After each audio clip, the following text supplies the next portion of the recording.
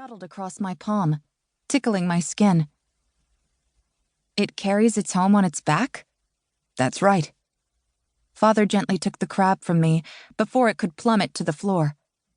It has everything it needs, right here. I smiled, pleased with the idea of such an untethered, independent existence. It can go anywhere it wants to. I glanced around our little house, which already felt too small for my imagination, and sighed wistfully. Lucky? Nonsense. Mother plucked the crab deftly from Father's hand. Without ceremony, she flung it over the balcony, where it immediately sank below the surface of the water. She ignored my startled cry. You have everything you need right here in Verenia. Do you think they'd actually accept you out there with your... She trailed off, gesturing vaguely to my cheek. Now hurry up and help me. This food isn't going to put itself away.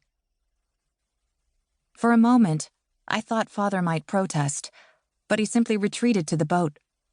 Zadie frowned sympathetically.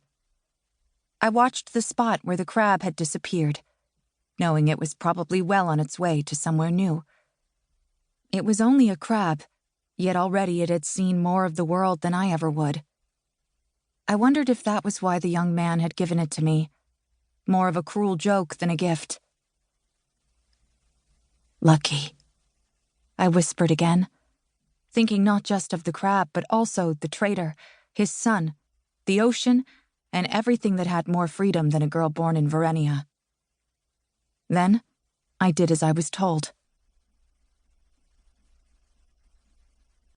Chapter 1. We're almost home, Zadie said, her teeth gritted against the strain of the oars.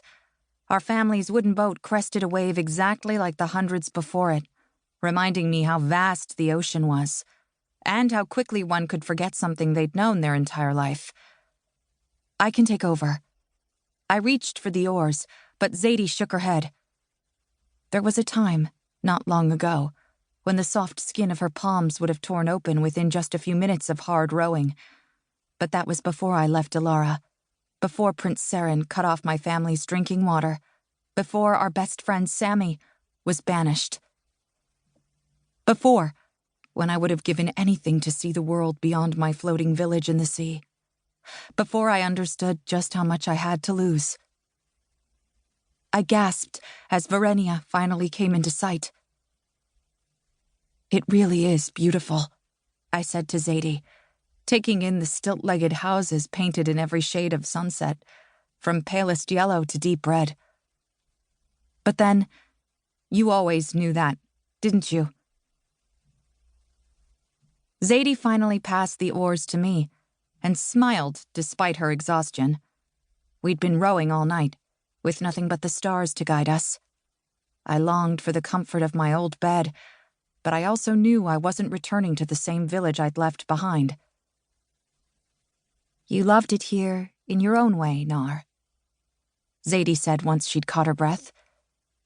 Maybe she was right, but I had always wanted to leave, and I couldn't know if the people who had once wanted to see me banished would be willing to take me back, even if they learned just how far I had gone to protect them.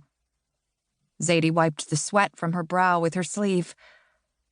Now she was the one with suntanned skin, and I was pale from my time in Newcastle. Mother and Father will be so happy to see you. I let out a wry laugh, grateful for the change in subject. I'm not sure happy is the word I'd use, at least about Mother. She, along with most of Verenia, believed I had planned for Zadie to be injured by a maiden's hair jellyfish so that I could go to Alara in her place.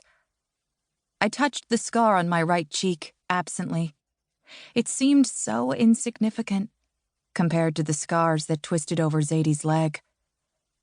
The stain I had once used to cover the star-shaped blemish was forgotten back in the fortress I had lived in for the past few months. Compared to Mount Eris, the cluster of houses before me seemed impossibly small and vulnerable, each one a tiny island huddled against the vastness of the ocean, as exposed as a cave creature in the sunlight. Mother will be